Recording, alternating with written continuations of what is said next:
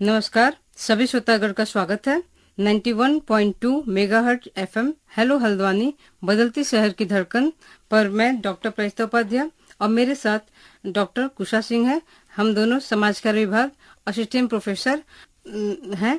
आज हम समाज कार्य के विषय में प्रवेश क्यों ले, इस पर हम बात करेंगे। उसके पहले मैं आपको बताना चाहूंगी कि उत्तराखंड ओपन यूनिवर्सिटी का स्थापना 31 अक्टूबर 2005 में हुआ था और यहाँ पर समाज कार्य विभाग की स्थापना 2011 में हुआ। आज हम समाज कार्य के विषय में प्रवेश क्यों ले, इस पर चर्चा करेंगे। और चूंकि आज थोड़ा सा ये पैटर्न हमने चेंज किया है, आज ये पूरा सेशन एक प्रश्नोत्तरी रूप में चलेगा। तो हम सबसे पहले अपने जो हमारी साथ की कलीग हैं डॉक्टर कुशा, उनसे इस विषय में पहला प्रश्न मेरा ये रहेगा। मैं ये पूछना चाहूंगी ताकि ये मेरे लर्नर्स को बताएं कि आज हम समाज कार्य के जो स्कोप है ना, और समाज कार्य विषय में प्रवेश स्टूडेंट क्यों ले, इस पर थोड़ा प्रकाश डालें। जी मैम। नमस्कार ma'am, thank you so much. तो आज हम बात कर रहे हैं सोशल वर्क डिपार्टमेंट के बारे में और सोशल वर्क के स्कोप के बारे में। तो जैसे जहाँ समाज में तरह तरह की परेशानियां हैं, सोशल इश्यूज हैं, प्रॉब्लम्स हैं, वहाँ सोशल वर्कर की जगह नियुक्ति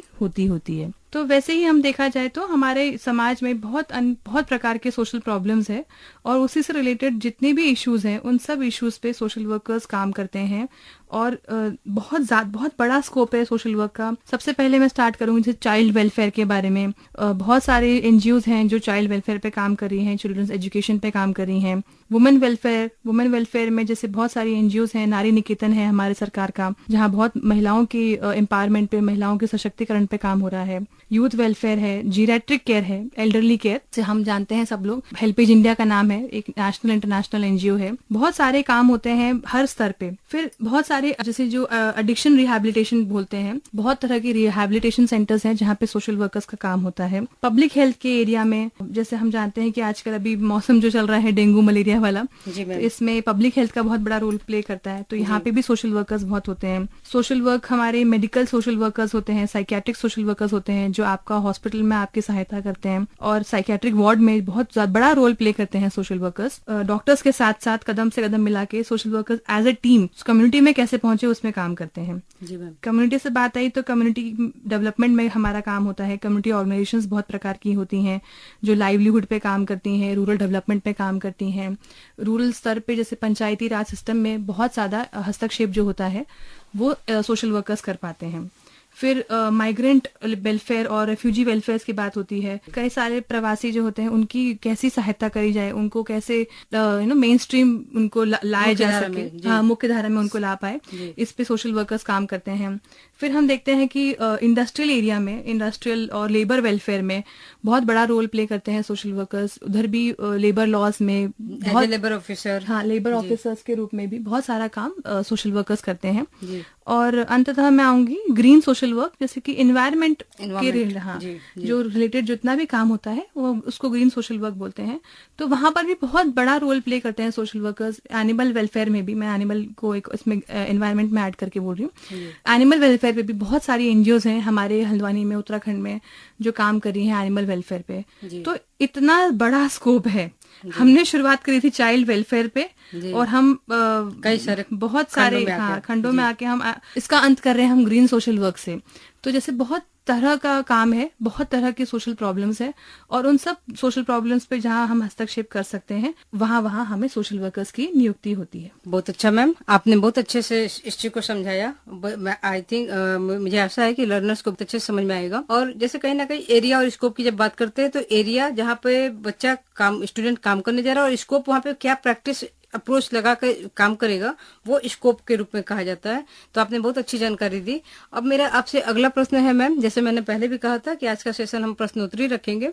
तो मेरा अगला प्रश्न है, एमएसडब्ल्यू में जो बच्चे हैं, यहाँ पे इनरोल्ड जो बच्चे हैं, उनके बिहाफ में मैं आपसे पूछना चाहूंगी कि जो फील्ड वर्क है तो वो फील्ड वर्क का यहाँ पर क्या कॉन्सेप्ट है, किस तरह से किस सेमेस्टर में फील्ड वर्क बच्चे करते हैं और उसको करने का क्या तरीका है, इस पे थोड़ा आप ध्यान आकृष्ट करें।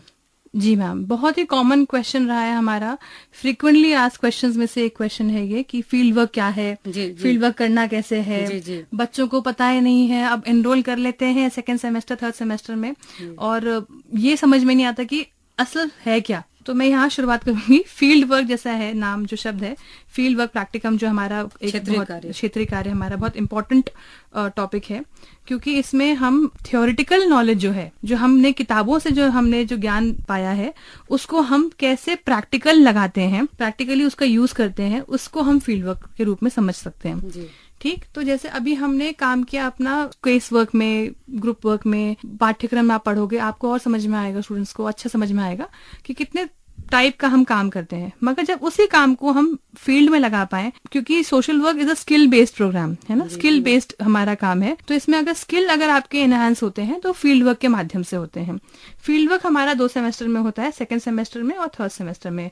MSW09 and MSW013, MSW09 and MSW13, ये 2 आपकी एक ही किताब है और 2 सेमेस्टर में है ये। फील्ड वर्क आपका सेकेंड सेमेस्टर का जो होता है वो फील्ड वर्क आपका 20 दिन का होता है। आप किसी भी एनजीओ से काम कर सकते हो, आप किसी आंगनवाड़ी में काम कर सकते हो, और आप किसी भी प्राइमरी स्कूल में, सरकारी स्कूल में, जहां नहीं मिले, अगर एनजीओ नहीं मिलता है तो हम लास्ट देते हैं कि आप प्राइमरी स्कूल से भी अपना फील्ड वर्क कर सकते हो। किसी भी सरकारी गैर सरकारी संस्था से किया जा सकता है जी। तो इसमें क्या होता है कि स्टूडेंट्स को हम एक्सपेक्ट करते हैं, हम चाहते हैं कि हमारा जो सोशल वर्क का स्टूडेंट है, पहले सेमेस्टर में चूंकि हमारा कोई फील्ड वर्क नहीं होता, पहले सेमेस्टर में हम चाहते हैं कि आप अपनी जो नींव है उसको अच्छे से बनाओ और सोशल वर्क क्या है उसको समझो। जैसे फर्स्ट सेमेस्टर में हम अपना नींव रखते हैं, अपनी थ्योरीज पढ़ते हैं, समझते हैं सोशल वर्क के बारे में, और सेकंड सेमेस्टर में जब हमारा फील्ड वर्क आता है हम उसको अप्लाई करते हैं। तो जैसे किसी एनजीओ में आप चले गए, स्टूडेंट्स किसी एनजीओ में चले गए, वहां जाके उन्होंने वॉलंटियर किया, इंटर्नशिप करी 20 दिन की, और उसके बाद क्या किया, वहां से एक सर्टिफिकेट प्राप्त कर लिया। तो ऐसे हम 20 डेज का फील्ड वर्क मांगते हैं सेकंड सेमेस्टर में। थर्ड सेमेस्टर में हम चाहते हैं कि वो और स्पेशलाइज काम करें, और क्योंकि अब उनको एक साल पूरा हो गया, 2 सेमेस्टर पूरे हो गए हैं, तीसरे सेमेस्टर में अब वो आ गए हैं, तो हमारी एक्सपेक्टेशन ये बढ़ जाती है कि वो और स्किल बेस्ड काम करें और बढ़िया काम करें। तो 25 दिन का यहाँ पे थर्ड सेमेस्टर में 25 दिन का फील्ड वर्क होता है, और हम इन सब में चाहते हैं कि स्टूडेंट्स एक बढ़िया सी अपनी रिपोर्ट तैयार करें, 20 दिन के एक्सपीरियंस को, क्षेत्रीय अभ्यास को 20 दिन या 25 दिन को क्षेत्र अभ्यास को अच्छे से लिख कर दें, और उसके बेसिस पे हम उनकी चेकिंग मार्किंग करते हैं। धन्यवाद मैम, काफी अच्छी जानकारी आपने दिया। चूंकि कुछ चीजें गाइडलाइन में है, लेकिन फिर भी जो हमारे न्यू लर्नर्स हैं, जो न्यू इन्वायरमेंट में कराएंगे, उनको पहले से भी एक जानकारी मिल जाए तो फिर उनको गाइडलाइन समझने में मुझे लगता है कि और भी आसानी हो जाएगी जी।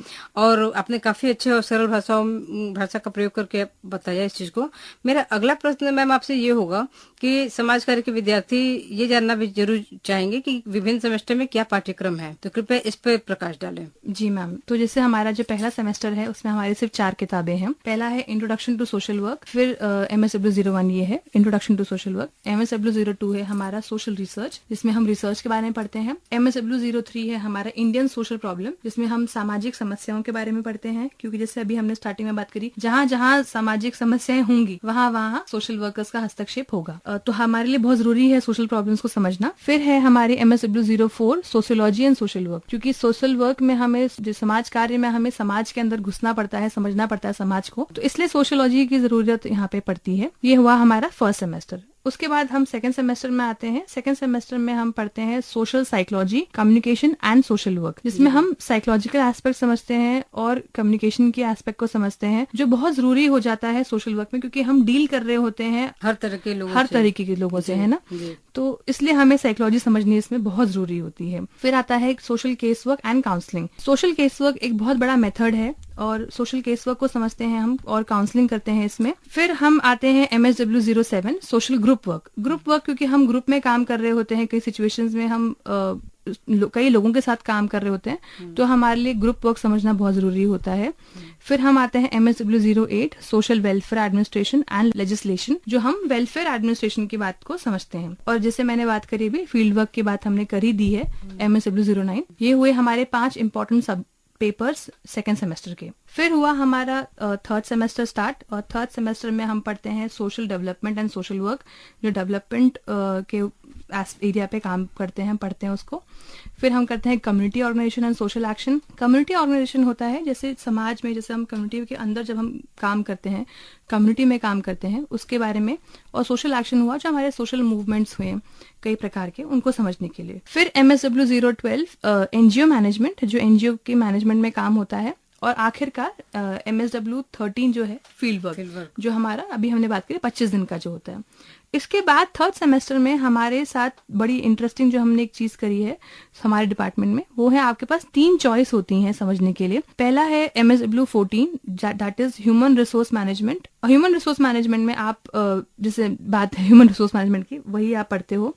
फिर MSW15 है लेबर वेलफेयर एंड लेजिस्लेशन, और MSW16 है मेडिकल सोशल वर्क। तो मैम ये है टोटल पाठ्यक्रम हमारे 3 सेमेस्टर का। इसके बाद हमारे डिपार्टमेंट में एक बड़ा अच्छा काम है, वो है हम इलेक्टिव सब्जेक्ट्स रखते हैं। 3 सब्जेक्ट्स हैं ऐसे जिसमें आपके पास चॉइस है, आप इनमें से कोई एक चूज कर सकते हैं। तो पहला है MSW14 जो है ह्यूमन रिसोर्सेज मैनेजमेंट। उसके बाद है MSW15 labour welfare and legislation. जी मैम। उसके बाद है MSW16 that is medical social work. ये 3 पेपर्स हैं और इन 3 पेपर्स में से आपकी चॉइस है कि आपको अपने इंटरेस्ट के हिसाब से, अपने फील्ड के हिसाब से, अपने नॉलेज के हिसाब से आप इन तीनों में से कोई एक चूज कर सकते हैं। जी मैम। तो ये हमने पाठ्यक्रम की बात करी 3 सेमेस्टर की, और इसके बाद हम आते हैं 4th सेमेस्टर में।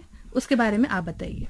MSW 4th सेमेस्टर में छात्र छात्राओं को 10 टॉपिक दिया जाता है जो डिजर्टेशन हम कराते हैं, ठीक है, जिसको हिंदी बोलते हैं लघु शोध प्रबंध। लघु शोध प्रबंध के अंतर्गत आपको एक जो 10 टॉपिक रहता है उस टॉपिक में से किसी एक टॉपिक को जो आपके इंटरेस्ट से, आपके नॉलेज से मैच करता है, आप उसको लेते हो और आपको उस पर क्या करना था, एक सूक्ष्म अध्ययन करते हुए एक लघु थीसिस टाइप का आपको क्या करना होता है, बनाना होता है। उसके जो मेथड्स होते हैं, तो जैसे आपने को कुशा मैम ने थोड़ी देर पहले बताया, MSW02 किताब का नाम सोशल पेपर था, सोशल रिसर्च।